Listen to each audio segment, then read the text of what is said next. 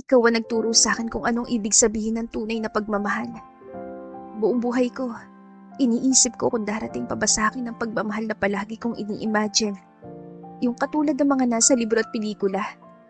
You gave me that. And more. Mi Amor Tales presents The Haciendera from Batangas meets the CEO from Baclaran. Written by Jasmine Jail. Napakaganda talaga ng ideyang ito. Kahit ng mga bata pa lang ang mga anak natin, ay napag-usapan na natin ang tungkol dito, di ba? Masayang sanbit ni Mrs. Montanilla, ang may-ari ng Hacienda Montanilla sa Batangas. Kumikislap pa ang mga mata nito dahil sa tuwa, habang kausap ang amigong congressman at kasamang may bahay. Kapag natuloy ang kasalang ito, ay siguradong magiging mas matatag pa ang samahan ng mga pamilya natin, kumare. Malapad naman ang ngiting sagot ni Congressman Montero.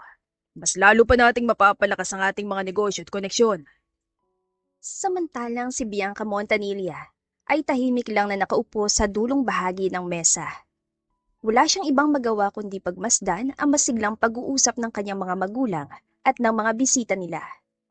At sa tabi niya ay si Charlie naman ang nakaupo, anak ng mga Montero, ang gustong ipakasal sa kanya ng mga magulang niya. Bagamat kababata niya ito at nakakalaro sa asyenda ng mga bata pa sila, ay tutol pa rin siya sa gusto ng mga magulang nila. Bukod kasi sa may pagkamayabang si Charlie, ay wala rin talaga siyang nararamdaman para rito. Hindi niya ito mahal. Ba't ganyan ang itsura mo, Bianca? Hindi ka ba natutuwa na? Sa wakas, patutuloy na rin ang kasal natin? Medyo pabulong na tanong ni Charlie habang nakatingin sa kanya. Kitang-kita niya sa ekspresyon nito ang sobrang tuwa na parabang nagwagi ito sa isang laban. At parabang siguradong-sigurado na ito na makukuha talaga siya. Alam mo Charlie, nasa umpisa pa lang ay tutol na ako sa usapan nilang to. Matigas ang boses sa sagot niya, bagamat pabulong lamang yun. Ano pa bang magagawa mo, Bianca? Areglado na lahat. At ang lahat ng nandito, maliban sa'yo, ay sang-ayon sa kasalan. Sobrang excited na nga kami actually. May halong pangasar na sabi ni Charlie. Mahigpit niyang pinisil ang sariling palad na nasa ilalim ng mesa. Ipinamumukha sa kanya ng lalaki na wala siyang ibang choice kundi pumayag sa kasunduan. Pakiramdam niya ay isa siyang ibong nakakulong sa hawla. Walang kalayaan at walang sariling desisyon. Hinding-hindi ako magpapakasal sa'yo, Charlie. Kahit buong mundo pang sumang-ayon sa kasunduan, hindi niyo pa rin ako mapipilit. Bagamat pabulong, ay matigas ang boses sa sabi niya kay Charlie. Pagkatapos ay bigla siyang tumayo, dahilan para magulat ang mga magulang nila at sabay-sabay na napatingin sa kanya. Bakit anak? Anong problema? Nag-aalalang tanong sa kanya ng amang si Jaime Montanilla.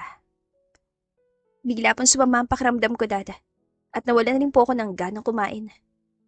Walang ganang sagot niya sa ama. Pagkatapos ay tumalikod na siya sa mga ito. Pero bago siya umalis ng tuluyan ay pinasadahan niya muna ng masamang tingin si Charlie. Ngunit parang mas lalo pa ito natuwa at inasar pa siya sa pamamagitan ng pagkindat at pagngiti ng malapad. Ano na naman bang ginawa mo, Charlie? Inasar mo na naman ba si Bianca kaya umalis? Narinig pa niyang paninermo ni Congressman Montero sa anak nito. Pero kalaunan ay nagtawa na ng mga ito na mahina, kasama ng mga magulang niya. Dahilan para lalo siya masaktan. Mas lalo lang ipinaramdam sa kanya ng mga magulang niya na walang pakialam ang mga ito sa nararamdaman niya. Kahit naman ng mga bata pa sila ay nag-aasara na talaga ang mga yan. Komento pa ng kanyang ina. Pero kapag kinasal na sila, sa tingin ko ay mababago na yan. Papapalitan na ng lambingan ang asara nilang yan. Segunda naman ni Mrs. Montero. Sandali at susundan ko siya. Baka masama talaga ang pakiramdam. Sabi ng daddy niya na in fairness, ay nakita talaga niya sa ekspresyon nito na nag-aalala ito sa kanya. Nasa loob na siya ng kwarto nang pumasok ang ama niya at naupo sa gilid ng kama, kung saan naroon din siya at nakaupo. Ayoko magpakasal sa kanya, Dad. Iyon agad ang sinalubong niya sa ama. Bakit naman anak? Okay naman si Charlie at ang buong pamilya Montero. Mababait sila at matagal na natin silang nakakasama. Wala akong nararamdaman para kay Charlie. At ayoko pa pong mag-asawa, Dad. Hindi ko pa na-enjoy ng husto yung pagiging dalaga ko. Matigas ang boses na sagot niya sa ama. At saka, sarili ko po itong buhay. Hindi po pwedeng ako na lang magdesisyon para sa sarili ko. Hindi mo kasi naiintindihan, anak. Sabihin mo, Dad, gusto niyo lang magpalaki ng koneksyon ninyo at mag-expand ng negosyo. At malaki may tutulong ng mga Montero kaya ipinamimigay niyo ako sa kanila at ipinagkakasundo kay Charlie. Hindi, anak. Hindi yung ganon. Iyon ang narinig ko kanina sa usapan niyo, Dad. Kaya huwag niyo na subukan pang bilugin ang ulo ko. Mariing pagkontra niya sa kanyang ama. Pagkatapos ay tumalikod na siya rito at nahiga sa kama. Ibinalot niya ng kumot ang sarili para umalis ng kanyang ama at huwag niya siyang kulitin pa. Sa mga araw na lumipas, ay naging abala siya sa pag-iisip ng paraan kung ano ba ang dapat niyang gawin para makaiwas sa kasunduan.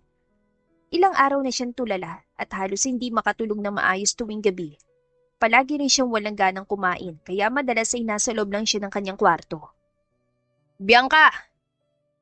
Napahinga siya na may kasamang pagkadismaya isang hapon habang naglalakad siya sa loob ng hardin ng kanilang asyenda. Boses ni Charlie ang narinig niya at nalingunin niya ito ay nakita niya naglalakad na ito palapit sa kanya habang nakangisi ng malapad. At gaya pa rin ng dati, bitbit nito ang kumpiyansang wala siyang ibang babagsakan kundi sa piling nito lamang. Anong ginagawa mo rito? Inisasalubong niya rito. Maaga pa lang sinisira mo na agad ang araw ko. Siyempre, dinadalaw kita. Sagot nito. Hanggang ngayon ba, hindi mo pa rin natatanggap na tayo talagang para sa isa't isa? Ano pa bang ikinadadalawang isip mo? Magiging masaya ka naman sa piling ko. Magbubuhay prinsesa ka at ibibigay ko sa'yo ang lahat ng gustuhin mo. Kumunatan noon niya at humakbang ng bahagya palayo sa lalaki. May isang bagay na kailanman ay hindi mo magagawa, Charlie. Yun ay ang turuan ng puso ko na mahalin ka. Masyado kang mayabang, matas ang tingin mo sa sarili mo. Kaya kahit kailan ay hindi kita magugustuhan. May diing sabi niya kay Charlie. Hindi mo pa nga nasusubukan. Nagsasalita ka na agad ang tapos, Bianca. Masyado ka naman yatang unfair. Ginajudge mo na agad ako. Paghihimutok nito. Ay naku, Charlie. Huwag ka nang umapela pa. Subok na kita. Mga bata pa lang tayo, kilala na kita. Kabisadong kabisado ko ng ugali mo. At ang ganyang personalidad mo ang hindi papasa sa standards ko. Pagkatapos magsalita ay tumalikod na siya rito at nagsimulang maglakad palayo. Ngunit bago pa man siya makalayo, ay mabilis na siyang hinabol nito at hinawakan sa braso. Ano ba, Charlie? Bitiwan mo nga ako! Pasinghal na sabi niya rito. Pero hindi siya nito pinakinggan. Sa halip ay parasahan siyang hinila nito palapit. At bago pa man siya makapagreklamo ulit, ay nagawa na nitong ilapat ang mga labi nito sa mga labi niya. Isang halik mula sa lalaking hindi naman niya gusto ang dumampi sa mga labi niya. Bastos ka, Charlie! Galit na sigaw niya, sabay tulak ng malakas dito. Na out of balance ito kaya natumba at nagkaroon siya ng pagkakataong makatakbo palayo. Halos pumutok na ang dibdib niya dahil sa pinaghalong kaba at galit. Hindi niya inakala na magagawa ni Charlie ang bagay na yon at sa loob pa talaga ng asyenda nila. Hindi siya nagdalawang isip at agad na dumiretso sa opisina ng kanyang ama sa loob ng asyenda. Nabutan naman niya itong nakaupo sa harap ng malapad na mesa at abala sa pagbabasa ng ilang mga papeles. Daddy! Humahangos pa at halos pasigaw na tawag niya sa ama. Nakuha naman agad niyang atensyon nito. Hinarap siya nito at pansamantala munang itinigil ang ginagawa. Bakit anak? May problema ba? Nagtatakang tanong nito. Si Charlie po, Daddy. Napakabastos niya. Wala siyang respeto. Nanggagalaiti pa rin sa galit na sabi niya. Bakit? Anong ginawa ni Charlie sa'yo? Sinaktan ka ba niya? Sa pinitan niya po ako hinalikan, Dad. Paghihimutok niya. Wala siyang respeto. Ngayon pa nga lang ipinapakita na niyang kasama ng ugali niya. What if pa kaya kapag nakasal na kami at nagsama? Baka bugbugin na ako ng lalaking yan. Bumuntong hininga lang ang kanyang ama matapos itong marinig ang reklamo niya. Subukan mo kasing pakisamahan si Charlie. Baka napikon lang siya kaya niya ginawa yun. Kilala ko siya, Bianca. Mabait siya at mapagkakatiwalaan. Pagkaway sagot nito na para pang mas kinakampihan pa ng lalaki ng bastos sa kanya. Hindi ba? Matagal mo na rin naman siyang nakasama. Bata pa lang kayo, magkasama na kayo rito sa asyenda at naglalaro. Dad, sobrang tagal na po yun. Lumilipas ang panahon, nagbabagong ugali ng tao. Gaya ni Charlie. Kung noon ay mabait at hindi siya pala imik, pues ngayon, napakasalbahin na niya at wala pang respeto. Ano ba talaga kasi ang gusto mo, anak? Wala po akong ibang gusto kundi ang itigil na ninyo ang pakikipagkasundo sa mga Montero. Ayoko po magpakasal kay Charlie. Wala po ako nararamdaman para sa kanya at kahit kailan hindi ko siya magugustuhan. Mariin yan sabi. Anak, alam mo hindi lang ako nagdesisyon nito. Kasama rin ang mami mo rito. At kahit na tumutol ako sa kasunduan, sigurado namang hindi titigil ang mami mo. Ipipilit pa rin niyang gusto niya. Nakaramdam siya ng pagkadismaya matapos marinig ang mga sinabi ng ama. Hindi niya akalain na hanggang sa panahong iyon ay nananatili pa rin itong sunod-sunuran sa kanyang ina. Dahil po ba mas mayaman sa si mami kaya hindi mo magawang sumuway sa kanya? Kaya siya lagi nasusunod at madalas ay tumatahimik ka na lang? Kumpronta niya sa ama. I think, mas tamang term yung ayaw ko lang na magkagulo kami ng mami mo. At saka pareho naman kami na iniisip lang ang kapakanan mo. Iniisip ang kapakanan pero ang nararamdaman ko hindi niyo naman isinasaalang-alang. Himutok niya, kasabay ng paglungkot ng kanyang ekspresyon. Isinusuko na niya ang pagkatangkang makuha ang suporta ng kanyang ama at maging kakampi nito. Anyway, naiintindihan naman kita, Dad. Hindi mo na kailangan pang magpaliwanag sa akin. Pagkatapos magsalita ay tumalikod siya rito at naglakad palabas ng opisina nito. Tanggap na niya na hindi na niya mababago pa ang desisyon ng kanyang mga magulang. Kaya isang plano ang nabuo sa isip niya. Kahit anong mangyari, ay hindi pa rin siya papayag na makulong sa isang kasalang hindi naman niya gusto. Patawad, Daddy, Mami, pero kailangan ko itong gawin. Sambit niya sa sarili kinagabihan habang nag-iimpake siya ng ilan niyang mga gamit sa isang maliit na bag. At pagsapit ng madaling araw, habang tulog pa ang lahat, ay maingat siya lumabas mula sa kanyang kwarto. Inilapag niya sa salang isang sulat ng pagpapaalam para sa mga magulang niya. At pagkatapos ay lumabas na siya mula sa malaking bahay na yon. Wala naman nakapansin sa kanya, kaya nagtagumpay siya sa kanyang plano. Ilang minuto rin siya nagtiyagang maglakad hanggang sa makarating na siya sa highway at doon ay nag-abang siya ng basta bumabiyahe patungong Manila. Hindi naman kasi niya pwedeng gamitin ang isa sa mga kotse nila dahil siguradong mahahalata siya sa kanyang pag-alis. Paalam, Hacienda, na ilang taon ko ring naging tahanan. Sana, makabalik pa ako dito. Iyon ang mga huling salitang binitawan niya bago siya nakasakay ng bus at tuluyan ang nakalayo sa lugar na yun. Habang nasa loob ng bus, ay hindi niya mapigilang mapaluha. Labag man sa loob niya ang desisyon ay kailangan niyang gawin. Gusto niya ng kalayaan, lalo na sa pagpili ng lalaking makakasama niya habang buhay. Ayaw niya matali sa isang relasyon na alam niyang hindi naman siya magiging masaya. At higit sa lahat, gusto rin niyang tumayo sa sarili niyang mga paa. Gusto niyang mabuhay bilang siya. Walang mga magulang na susuporta sa kanya at wala ring makikialam sa mga desisyong gagawin niya. Ang isang tanong na lang ay kung kakayanin ba niya at kung hanggang kailan siya tatagal. Oh, baklaran na! Baba na kayo! Nagising siya sa sunod-sunod na pagsigaw ng konduktor at naramdaman niya rin na nagsisibabaan na mga pasahero. Nakatulog pala siya habang iniisip ang mga magulang niya at ang hasyenda na iniwan niya. Hanggang dito na lang po ba kayo? Tanong niya sa konduktor na makalapit ito sa kanya. Oo, miss. Dito na lang kami. Kaya pwede na kayong bumaba rito. Pagkatapos dito, iikot na kami papuntang terminal. Baka mapalayo ka pa kapag hindi ka pa bumaba dito. Agad naman itong sagot sa kanya. Hindi na siya nagtanong pa at sumunod na rin sa mga pasaherong bumababa. Hanggang sa tumambad sa kanya ang maingay at masikip na kapaligiran. First time niyang makapunta sa lugar na yon. Nakakarating siya sa Maynila pero hindi sa lugar na yon. Kadalasan pa ikasama niyang mga magulang at sa mga hotels at malls lang siya naglalagi. Wala mang ideya kung anong lugar ang napuntahan niya ay nagsimula na rin siya maglakad at makisabay sa mga taong patungo sa direksyon ng isang malaking sambahan na natatanaw niya sa hindi kalayuan. May mga naaamoy siyang usok ng sigarilyo at sari-saring amoy din ng pawis mula sa mga taong nakakasalubong niya.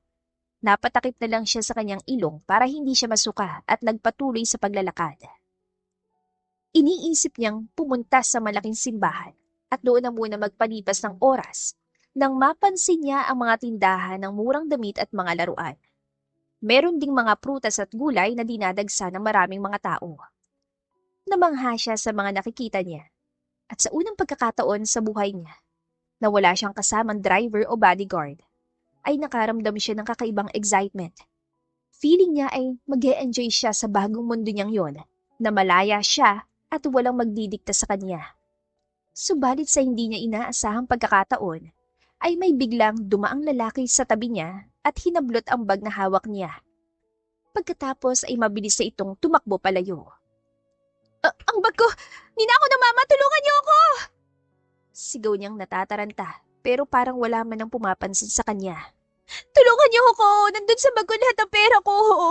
Paano na ako ngayon? Naluluha na siya nang biglang sumulpot ang isang lalaki at dali-daling hinabol ang magnanakaw.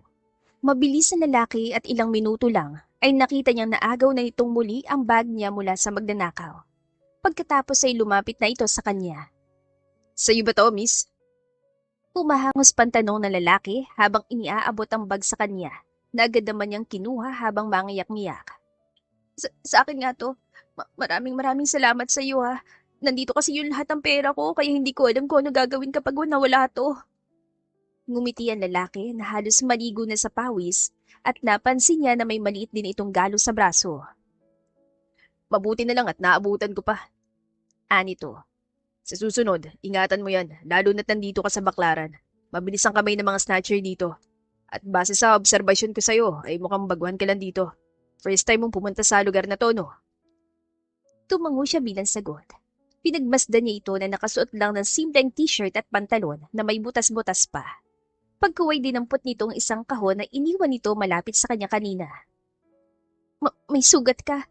Pansin niya rito. Ito. Maliit na galos lang to. Wala lang to sa akin. Sagot nito habang nakangiti. Pagkatapos ay nagsimula na itong maglakad bitbit ang kahon na nasa tingin niya ay magaan lang naman. Maraming salamat talaga sa pagtulong mo sa akin, kuya. Sambit niya ng tila bakusan nagdesisyon ng mga paan niya na habulin ng lalaki at sundan ito hanggang sa makarating ito sa pupuntahan. Ako nga pala si Bianca. Medyo nahihiya pang pagpapakilala niya rito. Tumigil naman ito sa paglalakad at pagkatapos ay lumingon sa kanya, saka ngumiti na malapad. Jerwin. Sagot nito. Yun ang pangalan ko. May tindahan ako dyan sa unan. Sama ka ba? Ano naman ang mga tinitinda mo, kuya? Ramdam niya na mabuting tao ang lalaking nasa harapan niya at masayahin din ito. Kaya parang magaan agad ang loob niya rito. Mga Christmas trees and decors. Burr month na kasi. Kaya nagsisimula na kaming magbenta ng mga ganun. Sagot nito, habang nagpapatuloy na sila sa paglalakad. Pero sa pagkakataong yon, ay mabagal lang na parang naglalakad-lakad lang sila sa isang park. Ikaw, ano bang ginagawa mo rito? Mukhang hindi ka sanay sa lugar na ganito ah.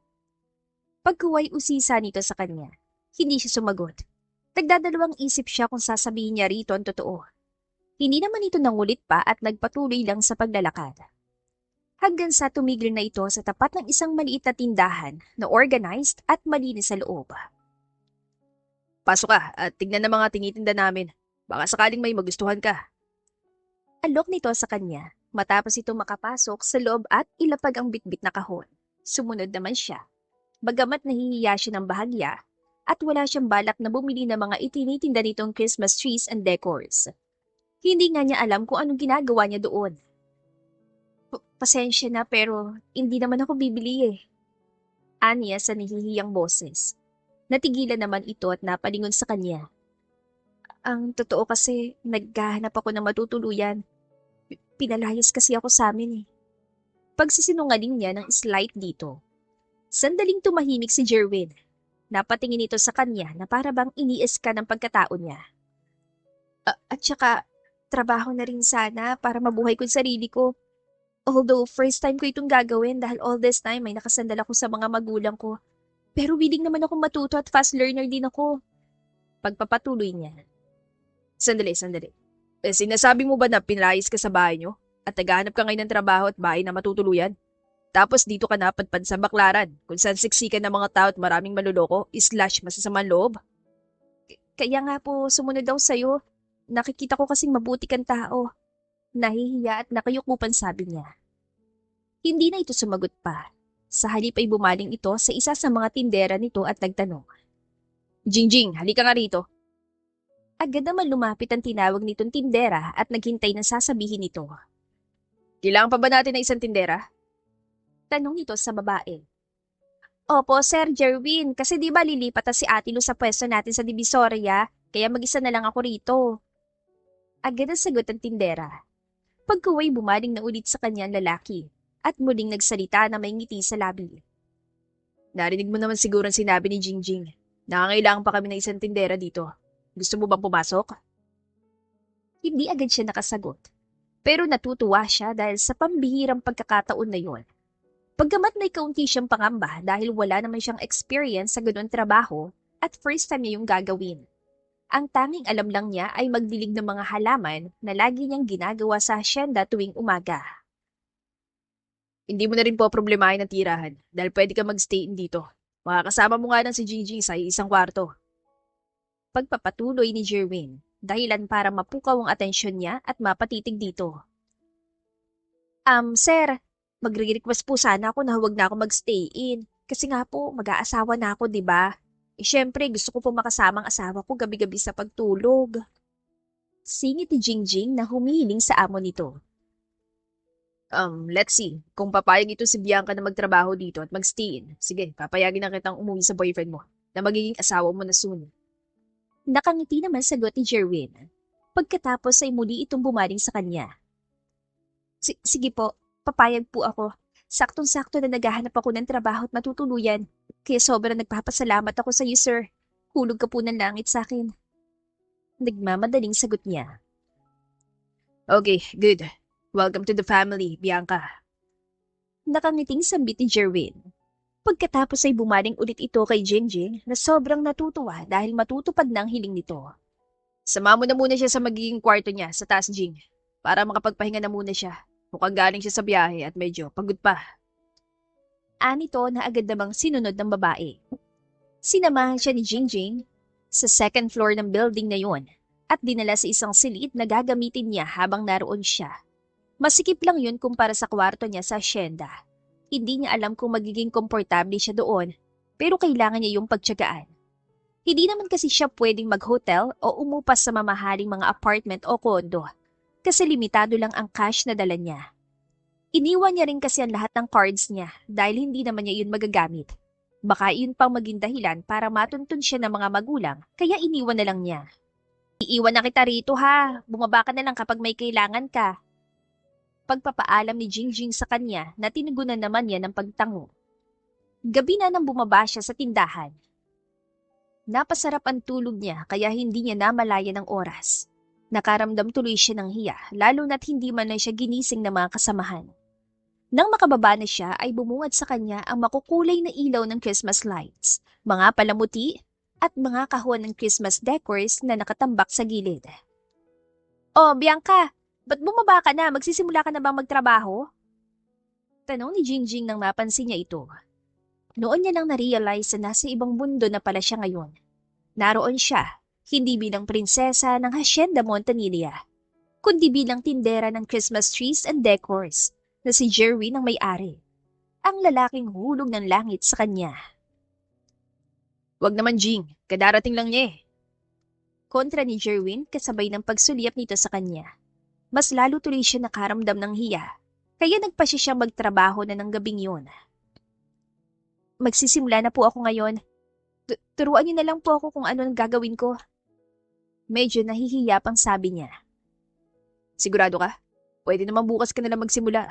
Magpahinga ka na lang muna. Sure po ako, sir. Boring naman po sa taas. At saka gusto ko na rin pong matuto ng mga dapat kong gawin habang wala pang gaanong customer. Seryoso, pero nakangiting sagot niya. Kahit hindi pa man tapos si Jerwin sa sinasabi nito. Sige, ikaw ang bahala. Ani Jerwin. Pagkatapos ay tumayo ito at lumapit sa kanya. Actually, wala ka namang ibang gagawin, kundi magayos itong mga display. Kapag naubos ang mga nandito, maglagay ka na ng bago. Tapos, kapag may pumasok, asikasuhin mo at i-entertain. Ganun lang naman. Tapos, huwag mong kalilimutang umiti sa mga customers. Tumango-tango siya. Puno ng determinasyon ang kanyang ekspresyon. Pagkatapos ay lumapit siya sa mga nakatambak na kahon at binuhat ang isa.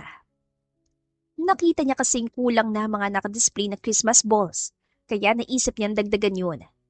Kaya lang ay nabitiwan niya yun matapos dumula sa isa niyang kamay.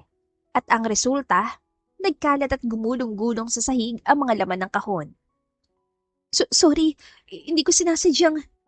Hiyang-hiya niyang sambit habang natataranta at halos hindi alam kung ano ang gagawin. Ngunit imbes na magalit si Jerwin, ay natawa lamang ito na mahina. Okay lang yan. Understandable naman kasi unang araw mo ngayon. Tapos bagong gising ka pa. Tila ba may halong pagbibiro na sabi ni Jerwin. Pagkatapos ay sinimulan na nitong damputin ng mga Christmas balls na nagkalat sa sahig. Pagkuway tumulong na rin si Jingjing. Siya naman ay dali-dali na rin kumilos at namulot ng mga bola matapos niyang matauhan. Ang mabuti pa, Bianca, kumain ka na muna.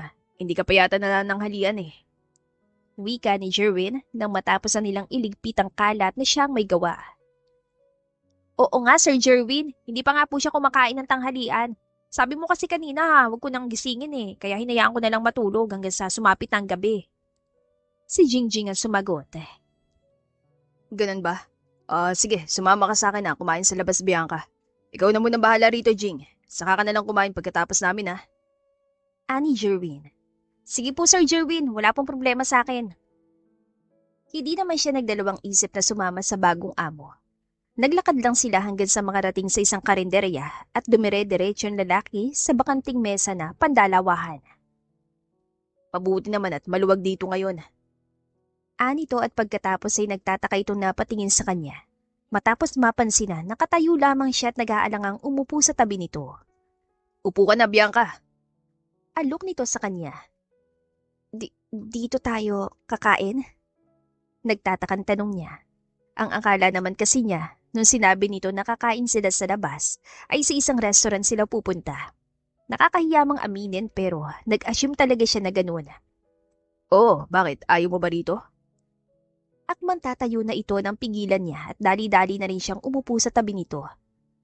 Okay po ako dito, sir. Huwag na po tayong lumipat. Medyo nahihiyapan sabi niya. Sige, pero kung ayaw mo dito, magsabi ka lang at lilipat tayo. Anito at pagkatapos ay namili na ito ng pagkaing o-orderin. Tinanong di siya nito kung ano ang gusto niya. Nang sumunod na araw, ay naulit na naman ang sablay niyang trabaho. Iyon ang nang may bumiling Christmas lights at pinatas sa kanya. Wala siyang ideya kung ano talaga ang gagawin. Nahihiya naman siyang tawagin si Jingjing dahil may inaasikaso rin itong customer. At mas lalo na si Jerwin na abala naman sa pagbuklat ng mga dokumento na hindi niya alam kung para saan. Ginaya na lang niyang palaging ginagawa ni Jingjing. Isasaksak ang Christmas lights na pinapatesting tapos pipindutin ang switch. Ang problema ay maling switch naman ang napindot niya. At bigla na lang dumilim sa loob ng tindahan matapos mamatay ang lahat ng ilaw. Bianca, mali! Pasigaw na sabi ni Jingjing. Pagkuway napailing na lang ito habang natatawa ng mahina matapos makitang natataranta niyang ekspresyon. Kinabahan ako doon! Sambit niya, kasabay ng pagbuga ng hangin, matapos niyang may balik ang ilaw sa loob ng tindahan. Pagkuway napansin niya si Jerwin na nagpipigil din ng tawa nang maibaling niya ang tingin dito. Siguro, anak mayaman ka, Bianca. Hindi mo alam kahit mag-test lang ng Christmas lights. Pagbibiro ni Jingjing sa kanya nang makaalis na mga customers at silang tatlo na lang ulit ang naroon sa loob. Natigilan siya at napalunok. Totoo yun. Pero hanggat maaari ay ayaw niyang malaman ng mga ito ang tungkol sa totoo niyang pagkatao. Hindi naman ako anak mayaman. Hindi lang talaga ako sanay magtrabaho. Sagot niya, kasabay ng pangiti ng pinika. Hoy, joke lang yun, ano ka ba? Medyo natatawa pansambit ni Jingjing na tinapik pa siya na mahina sa balikat. Pasensya ka na, Sir Jerwin. Sana hindi mo agad ako tanggalin. Pagbubutihan ko na po talaga sa susunod. Mabilis naman po akong matuto promise. Baling niya sa amo. Huwag ka mag-alala, Bianca. Hindi kita tatanggalin. Natutuwa nga ako sa'yo dahil determinado ka matuto. Nakangiting sagot sa kanya ni Jerwin. Huwag ka mag-alala. Mula ngayon, ako na mismo magtuturo sa'yo ng mga dapat mong gawin. Dagdag pa nito. At ginawa nga nito ang ipinangako sa kanya. Tinuruan siya nito kung paano mag-ayos ng mga display sa tindahan. Binigyan din siya nito ng mga tips kung paano i-entertain ng mga customer. Naglaan talaga ito ng oras para sa kanya. Hanggang sa unti-unti na siya nasanay at niyakap na ng tuluyan ang buhay niya doon bilang isang tindera. Alam mo, ngayon lang naging ganyan si Sir Jerwin. Nagdududa na nga ako na baka type ka niya kaya lagi siya nandito. Nagulat pa siya nang bahagyang matapos marinig ang boses si Jingjing. Isang gabi habang kumakain sila ng hapunan, na binili lang nila sa karinderya. Malayo iyon sa pagkaing nakasanayan niya sa asyenda. Pero parang mas masaya siya sa ganoon setup at mas nag-e-enjoy siya. Bukod kasi sa walang nagdidikta sa kanya na mga dapat niyang gawin, ay kakaibang pakiramdam din ang naihahatid sa kanya kapag nakakasama ang among si Jerwin.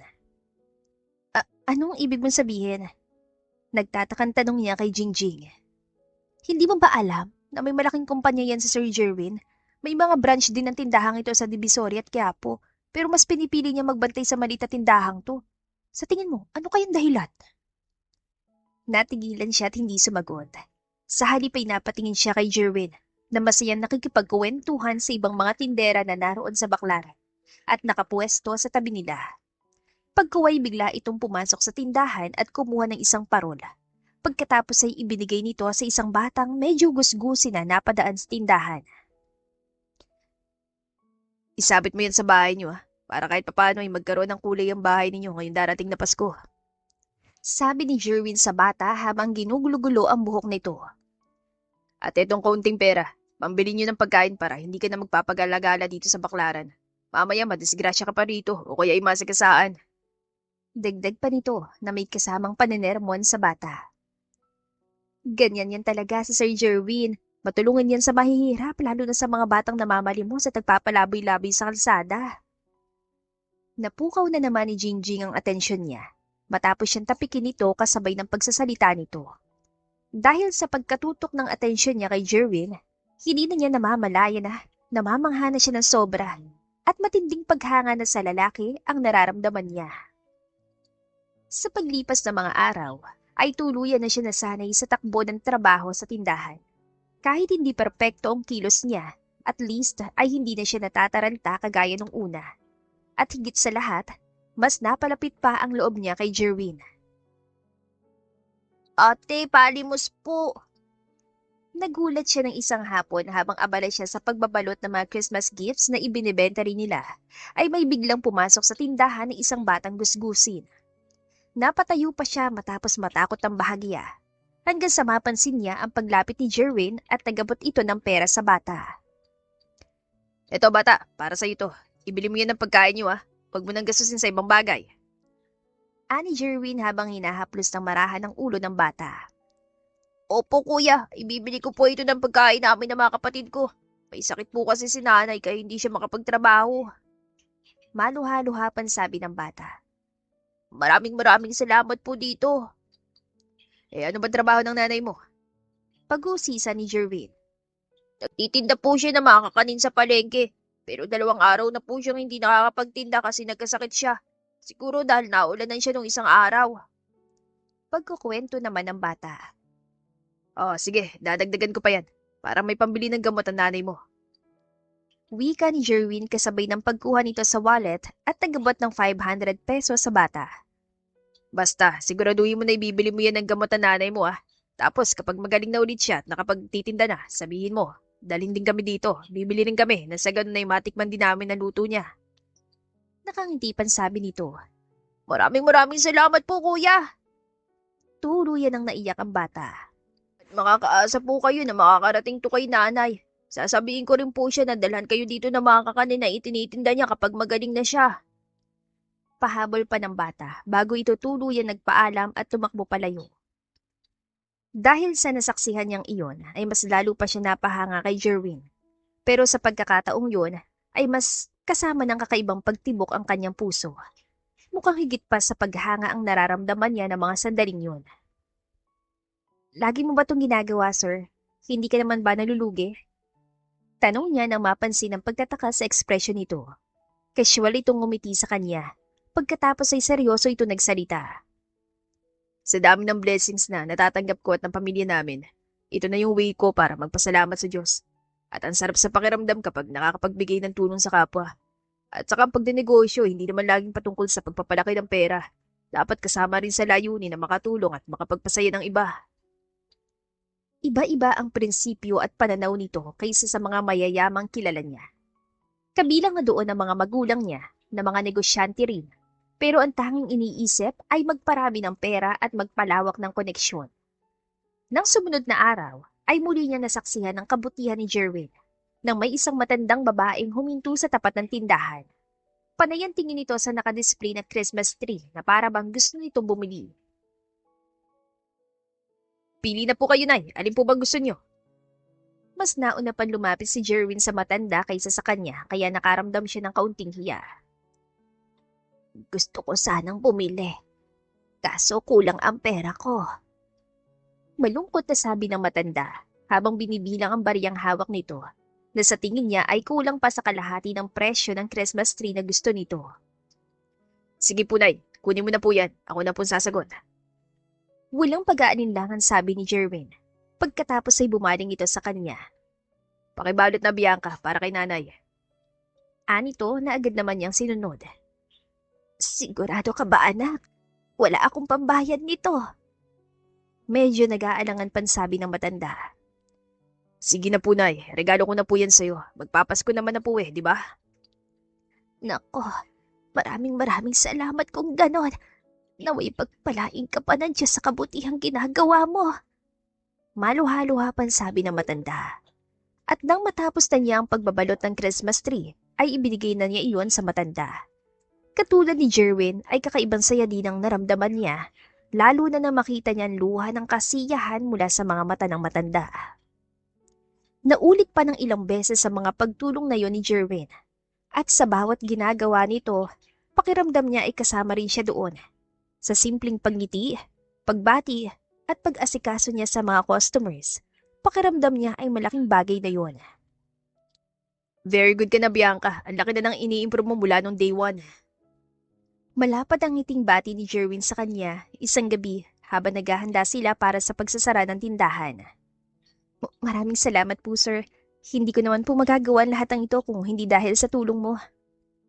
Magsasara na po ba tayo, sir? Biglang sabat ni Jingjing na katatapos ng magbihis at lumapit na sa kinaroroonan nila.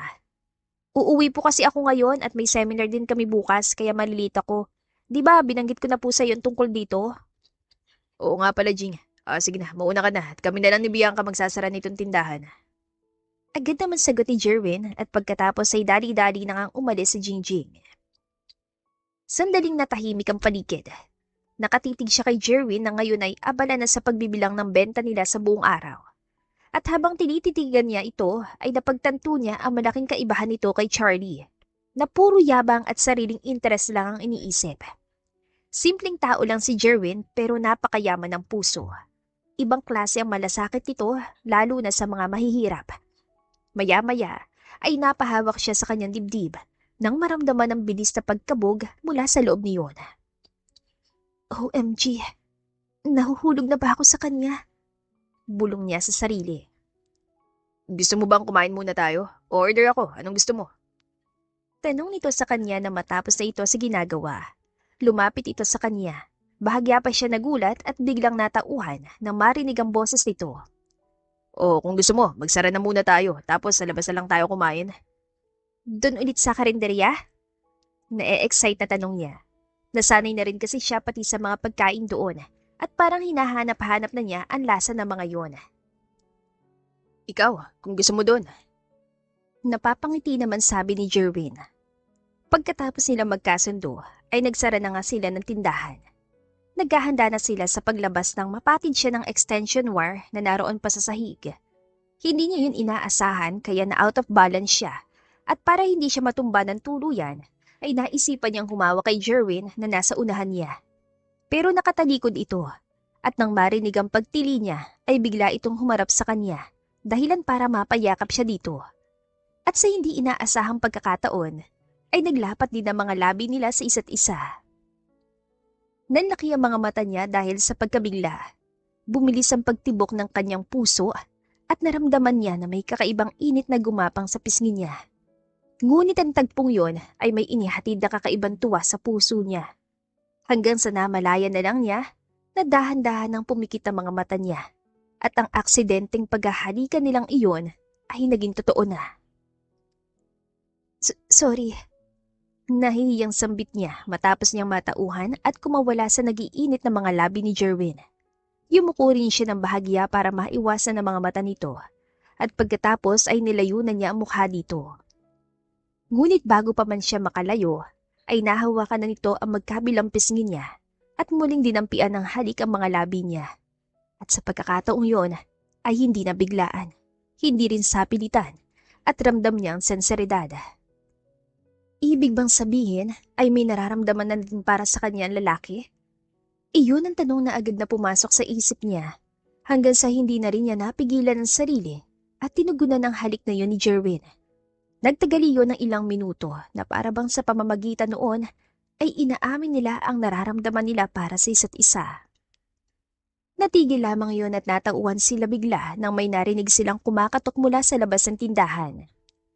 Sir Jerwin! Bianca! Nandiyan pa ba kayo sa loob? Si Jingjing ang nasa labas sa hula niya ay may nakalimutan kaya bumalik. Agad siyang kumalas mula sa pagkakahawak ni Jerwin at dali-dali ring lumayo dito. Pagkatapos ay nagkunwari siya nagliligpit ng iba pang mga gamit doon. Nandito pa kami, Jing. Pumasok na at bukas pa naman yan. Pagkuway malakas sa sagot ni Jerwin at ilan sandali lang ay nasa loob na nga ang kasamahan niyang tindera. Pasensya na. Nakalimutan ko kasi yung mga papeles ko. Kukunin ko lang para diretso na ako bukas at hindi na ako dumaan pa dito. Nagmamadaling sabi ni Jingjing na dire-diretso ring umakyat sa taas. At ilang sandali lang ay bumaba rin ito, bitbit ng isang folder na naglalaman ng mga papeles na kakailanganin nito para sa pag-aasikaso ng kasal. Sige po, Sir Jerwin, Bianca, pasensya na po talaga ha. Okay lang, Jing. Agad na sagot ni Jerwin. Pagkatapos ay nagmamadali na lumabas ang babae at silang dalawa na lang ulit ng lalaking amo ang naiwan sa loob. Ngunit parang unti-unti na silang binabalot ng awkwardness sa loob at siya'y hindi na rin makatingin ng diretso sa lalaki. Lumabas na rin tayo, Bianca, at nang makakain na tayo. Si Jerwin ang unang nagsalita na agad ding lumabas pagkatapos. Sige. Mahinang sambit niya. Ramdam niya pa rin ang mabilis sa tibok ng puso niya. Kaya napahawak siya doon. Pagkatapos sa isang mga labi naman siya napahawak, nang tila ba naramdaman niya na may iniwan pa ring init ang mga labi ni Jerry doon. Tahimik lang silang naglakad papunta sa karinderya kung saan sila kakain. Dahan-dahan lang din dahil nagte-take over ng awkwardness sa pagitan nilang dalawa. Bianca. Narinig niya ang mahinang pagtawag sa kanya ni Jerwin. Tumigil naman siya sa paglalakad pero hindi niya ito nilingon. Nauuna kasi siya at nasa likod naman niya ito. Iyong nangyari kanina. Parang nag-aalangan pa nitong magsalita. Pasensya ka na, hindi na rin kasi ako nakapagpigil. At mukhang hindi ko na rin makakaya pampigilan ang nararamdaman ko para sa'yo. Ramdam niyang senseridad kahit hindi niya ito nakikita dahil sa pananatili niya nakatalikod dito. Anong ibig mong sabihin? Kalaunan ay nilingon din niya ito. Hindi ko na to kayang itago pa, Bianca. Seryosong sagot nito habang nakatitig sa kanya. Sa tingin ko'y nahuhulog na ako sa'yo. Inaamin ko, nabigani na ako sa ganda mo sa unang pagkikita pa lang natin. At nung nakasama kita dito sa baklaran, parang biglang nabuo ang mundo ko. Yung isang pirasong hinahanap ko para mabuo yun.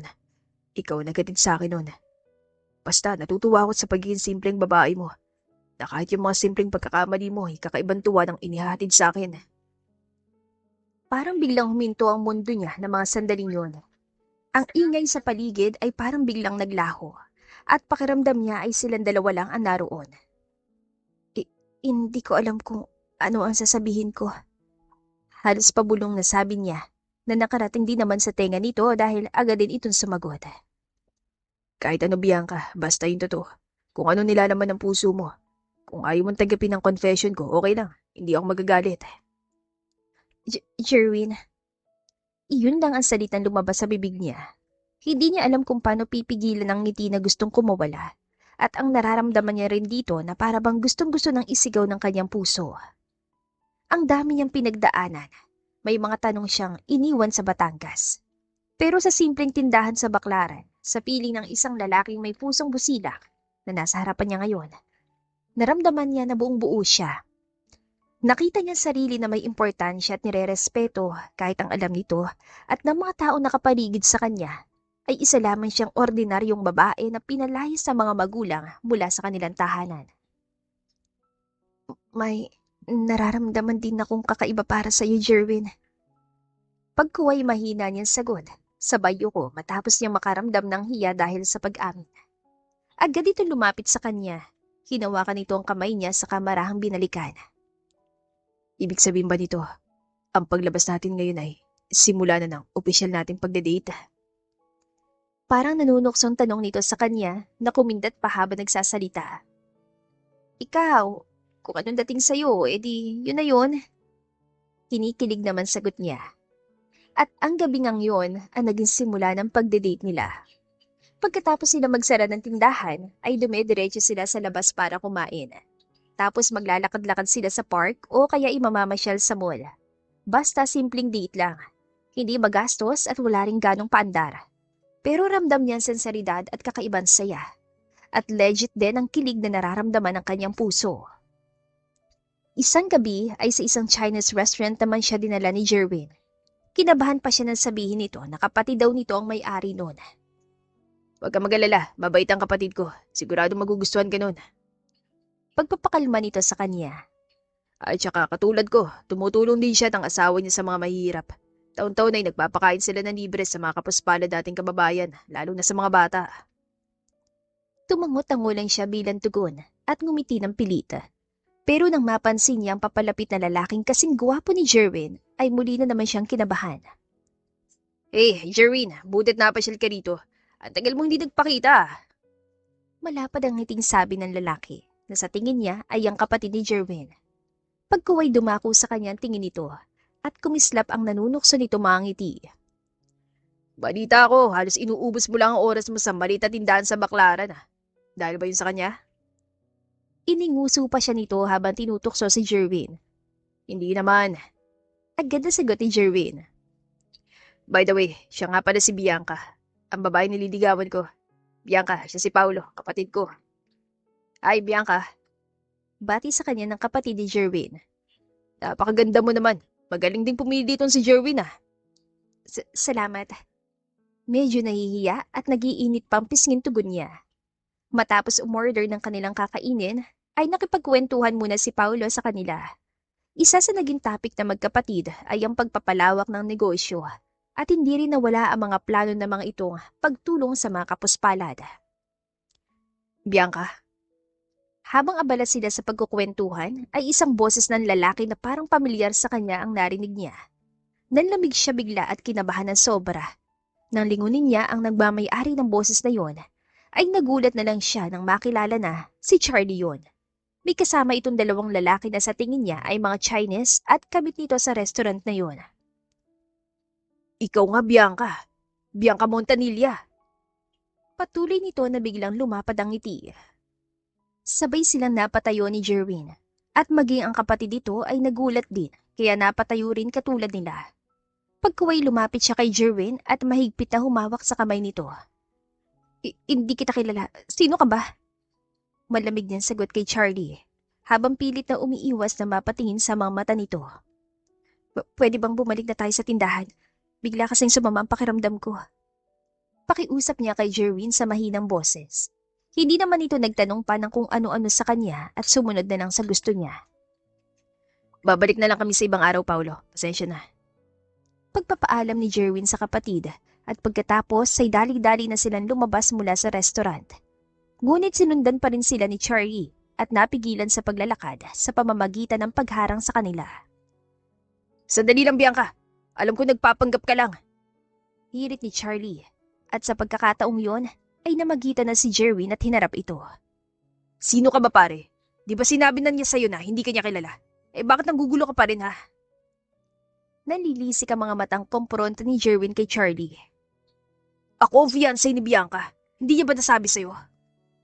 Mariing sagot naman ni Charlie na para ba nakahanda rin itong makipagbasaga ng mukha kay Jerwin.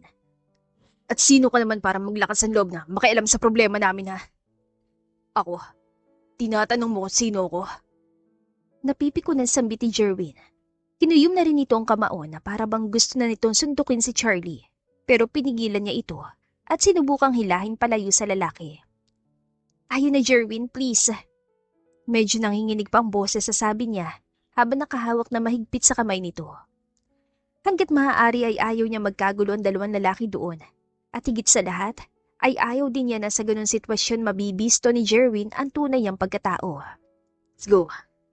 Mahina lang ang boses sa sagot ni Jerwin sa kanya.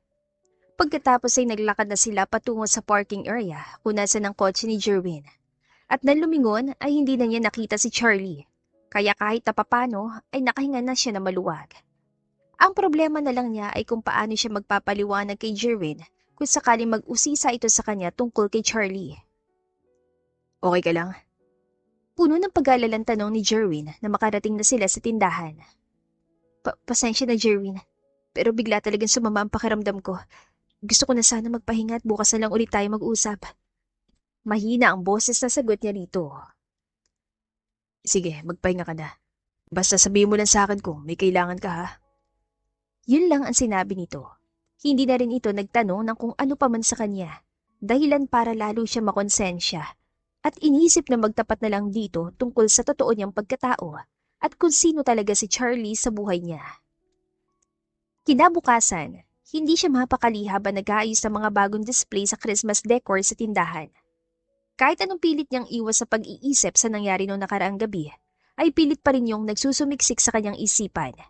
Lalo na nang dumating na si Jerwin, pero wala man lang itong binanggit sa kanya at umakto lang ng normal na parang walang nangyari. Bianca, kung hindi pa maganda pakiramdam mo ay pwede namang huwag ka na munang pumasok ngayon. Uwi ka ni Jerwin, matapos itong makalapit sa kanya.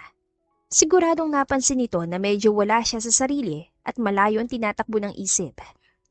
Hindi pa man siya nakakasagot nang may isang magarang sasakyan ang biglang huminto sa harap ng tindahan. Nagtaka silang tatlo at sabay-sabay na napatingin sa mga taong bumababa mula doon.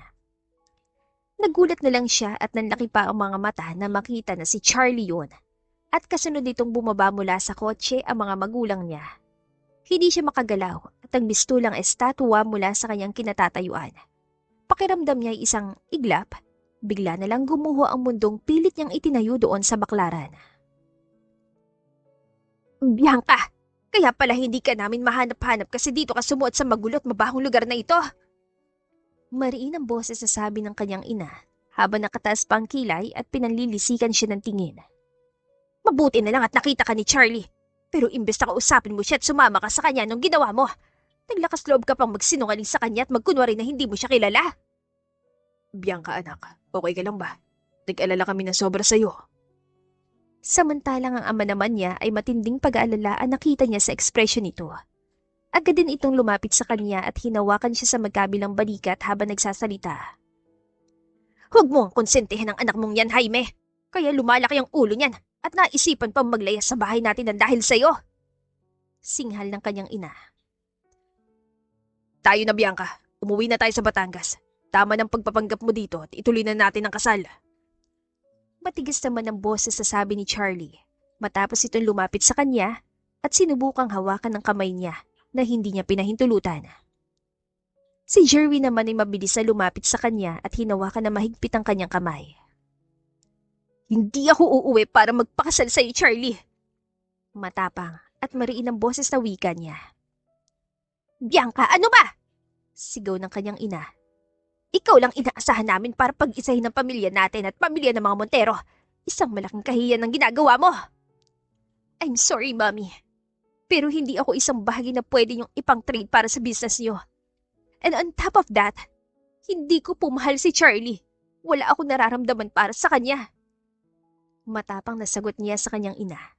Sa pagkakataong yon, ay hindi na siya nagpatinag dito. Bagamat tumulo ng ilang butil ng mga luha mula sa kanyang mga mata, ay pinilit pa rin niya maging matibay at lumaban dito. At sinong ipinagmamalaki mo ngayon, Bianca? Siya ba? Sabat ni Charlie, sabay turo kay Jerwin. Siya na may-ari ng maliit na tindahang ito. Bumaba na ba ang standards mo ngayon? Oo, simpleng tao lang siya at nagmamay-ari ng maliit na tindahang ito. Pero nire-respeto niya ako. Ipinaramdam niya sa akin na mahalaga ako. Kahit kailan, hindi niya ako binastos, hindi gaya mo. Tandaan mo, Charlie, na ang pagmamahal ay hindi nasusukat sa pera o kapangyarihan.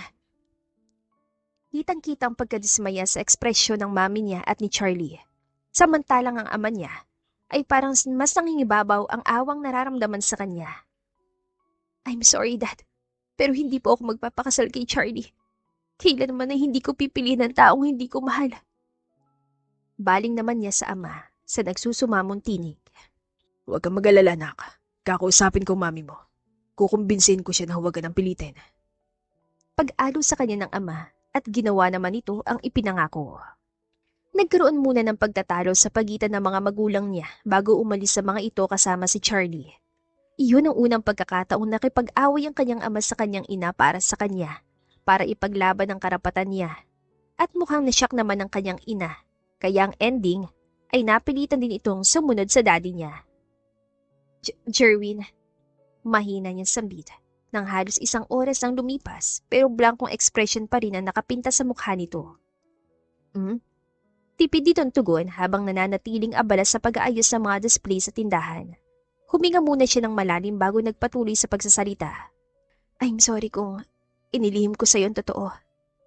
Ang tungkol sa tunay kong pagkatao at ang totoong dahilan kung bakit napadpad ako dito. Medyo nanginginig pa ang boses sa sabi niya. Ano ba talaga kasi ang nangyari? Malamig ang boses na tanong ni Jerwin, habang pilit pa ring inaabalan sarili sa paglalagay ng mga bagong display sa tindahan. Ang totoo, tumakas ako sa bahay namin, sa isang asyenda sa Batangas. Gusto kasi nila akong ipakasal kay Charlie. Tutol ako pero wala akong kakampi doon. Habang naglalahad ay may ilang butil na ng luha ang bumagsak mula sa kanyang mga mata. Gusto kong maging malaya. Gusto kong mabuhay na walang nagdidikta sa akin. At higit sa lahat, gusto ko, ako ang magdidesisyon kung kanino ako magpapakasal. Tahimik lang si Jerwin at hindi sumagot, ni hindi na lumingon sa kanya. Hindi ko agad sinabi dahil nagtatago nga ako sa pamilya ko. Isa pa, kung malalaman mong mayaman ako, baka hindi mo na ako tulungan. Pagpapatuloy niya, habang nanginginig ng bahagya ang boses. Bakit ngayon mo lang sinabi? Sa wakas ay tumingin sa kanya si Jerwin. Walang halong galit ang ekspresyon nito, pero ramdam niya ang lamig ng boses nito. Alam mo ba sobrang halaga sa akin ng salitang tiwala at pagsasabi ng totoo? Parang pinagsakluban ng langit at lupa ang mundo niya. Pakiramdam niya ay nagalit ito sa kanya o kaya ay nagtampo. Hinahanap niya ang mga mata nito pero ayaw nang tumingin sa kanya na para bang umiiwas na. I'm sorry, Jerwin. Mahinang sambit niya pero alam niya nakarating iyon sa pandinig ng lalaki. Natakot kasi ako mawala ka kaya hindi ko nasabi sa iyo yung totoo. Kaya hinayaan mo na lang na sa iba ko pa malaman. Hinayaan mo na mangyari pa lahat ng ito bago mo sabihin sa akin ang totoo. Kung galit ka at ayaw mo na akong tanggapin sa buhay mo, sabihin mo lang, Jerwin. Tatanggapin ko yun. Basta magsalita ka lang at sabihin sa akin ang tunay mong nararamdaman. Ngunit walang salitang lumabas mula sa bibig ng lalaki. Sa halip ay lumabas ito ng tindahan at dumiretso sa kotse nito. Pagkatapos ay pinandar iyon at umalis ng tuluyan. At wala na siyang ibang nagawa kundi umiyak. Pakiramdam niya ay mawawala na ito sa kanya. Pagkuway naramdaman niya ang marahang pagkaplos si Jingjing sa likod niya. Uuwi na lang ako sa amin, Jing. Babalik na lang ako sa pamilya ko. Namimiss ko na rin naman sila lalo na si Daddy. Matagal-tagal na rin na hindi ko sila nakasama. Anya sa gitna ng mga paghikbi. Niyakap naman siya nito na para bang ipinaparating sa kanya na naiintindihan siya nito. Huwag mo sanang iiwan si Sir Jerwin. Malamang nagtatampo lang yun kaya biglang umalis. Hintay mo na rin siya bumalik at mag-usap ulit kayo. Hindi na siguro, Jing. Nakakahiya naman kung aasa pa ako na magiging okay pa rin ang lahat sa kabila ng mga pagsisinungaling ko. Malungkot na sagot niya. Paano kung bumalik si Sir Jerwin tapos wala ka na, anong sasabihin ko sa kanya? Sabihin mo na lang na kung gusto niya ako ipaglaban, sumunod na lang siya sa akin. Pumunta siya sa bahay namin sa Hacienda Montanilla sa Batangas at humarap sa mga magulang ko. Seryosong sad niya pero hindi naman siya umaasa na gagawin niyo ni Jerwin. Pagkatapos ng pag-uusap nila ni Jingjing ay nagsimula na siya mag-impake ng mga gamit. Hindi na rin bumalik si Jerwin sa tindahan ng araw na yon kaya umalis siya nang hindi nakapagpaalam dito. Bumiyay siya pabalik sa kanilang asyenda. Nakabalik na rin sa Hacienda Montanilla ang mga magulang niya na makauwi siya. Nagulat pa ang mga ito na makita siya. Ang daddy niya ay agad na lumapit sa kanya at niyakap siya. I miss you, Dad. I miss you so much. Bumuhos bigla ang mga luhang kanina pa nagbabandyang bumagsak matapos silang magyakapan ng kanyang ama. Mabuti naman at bumalik ka na, Bianca. Hindi mo na kami pinahirapan pa. Ang maautoridad na boses ng kanyang ina ang sunod niyang narinig, na para bang mas importante pa rito ang kasunduan sa mga Montero kaysa sa pagbabalik niya sa asyenda. Lisa, please. Hayaan mo na muna si Bianca. Kadarating lang niya, oh. Hayaan mo na muna siya makapagpahinga. Pagkontra ng kanyang ama sa mami niya. O sige, magpahinga ka na, Bianca. At bukas sa bukas ay iimbitahan ko ang mga Montero dito sa asyenda para muling pag-usapan ng tungkol sa kasal ninyo ni Charlie. Matigas ang boses sa sabi ng kanyang ina. Aangal na naman sana ang kanyang ama pero hindi na ito nagkaroon ng pagkakataon dahil tumalikod na agad ang mami niya at naglakad palayo. Nang sumunod na araw ay nangyari nga sinabi ng kanyang ina. Sa malaking terrace ng asyenda, muling nagtipon ng pamilya niya at ni Charlie. May kasama na ring wedding coordinator sa meeting na yon at para bang wala nang balak ang mga ito na hingin munang opinyon niya. Sa pilitan to the highest level na nangyayari. Bianca anak, okay ka lang ba? Mahinang tanong ng kanyang ama, kasabay na marahang pagtapik nito sa kanyang balikat. Sigurado ka ba na payag ka na sa kasunduang ito? Ano ba, Jaime? Tigilan mo na nga ang pagbe-brainwash sa anak mo. Okay na ang lahat eh. Sa 1 linggo, matutuloy ng kasal nila ni Charlie. Anito na bahagya niyang ikinabigla. Nakapag-decide na pala mga ito ng petsa ng kasal nang hindi niya nalalaman. Gusto niyang tumutol, sumigaw o tumakbo, pero parang nawala na siya ng lakas para gawin yun.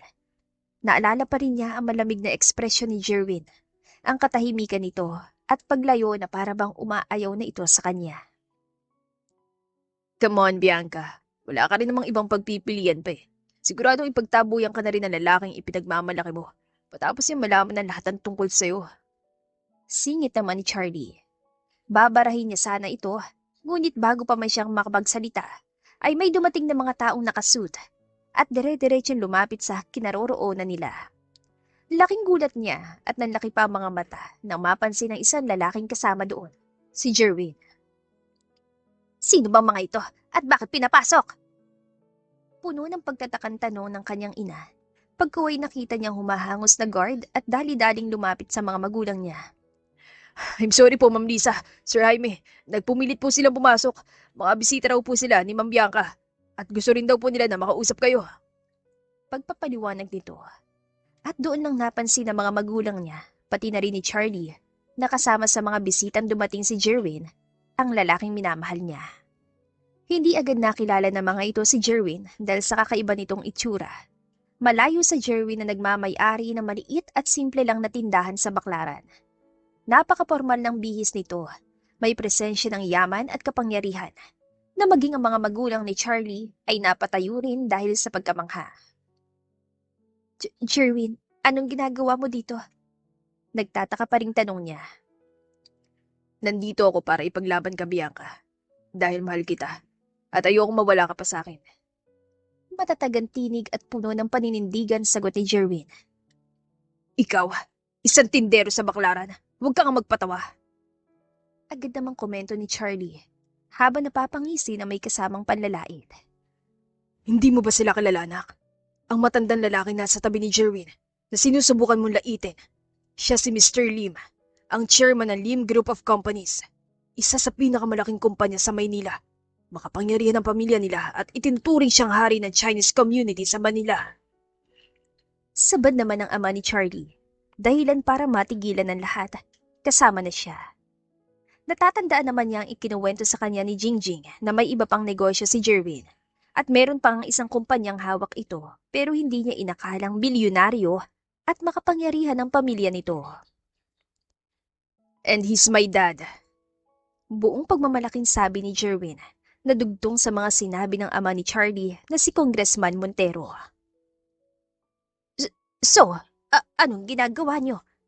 Hindi pa man tapos ang kanyang ina sa pagtatanong ay nagsalita na agad ang ama ni Jerwin na si Mr. Lim.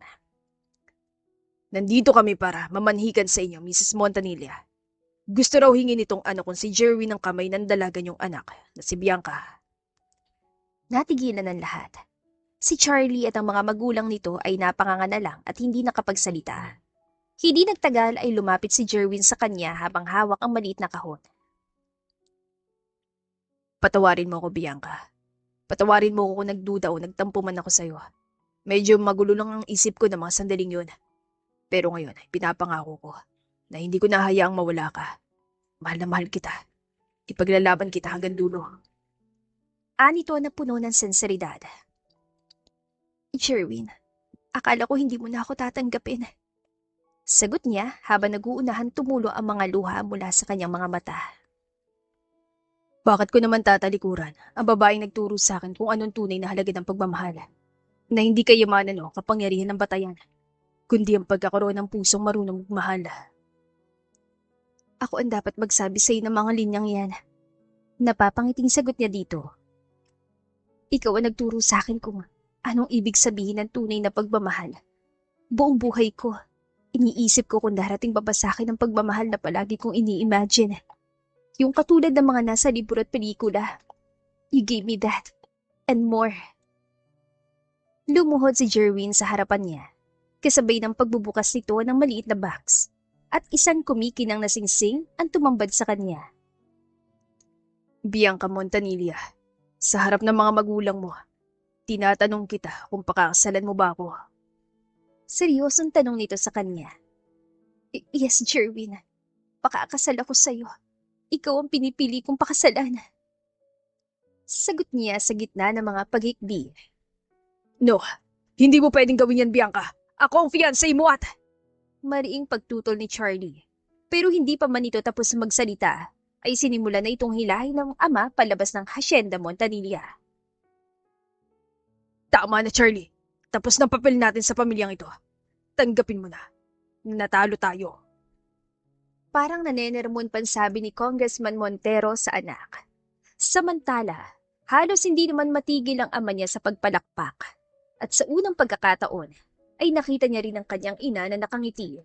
At para bang sumusuporta na rin sa desisyon niya at ng kanyang ama. Ilang buwan lang ang lumipas at ginanap ang kasal nila ni Jerwin sa loob mismo ng Hacienda Montanilla. Hindi na yun para sa politika o kasunduan, kundi para sa pagmamahalan. Natagpuan na niya kay Jerwin ang lahat-lahat.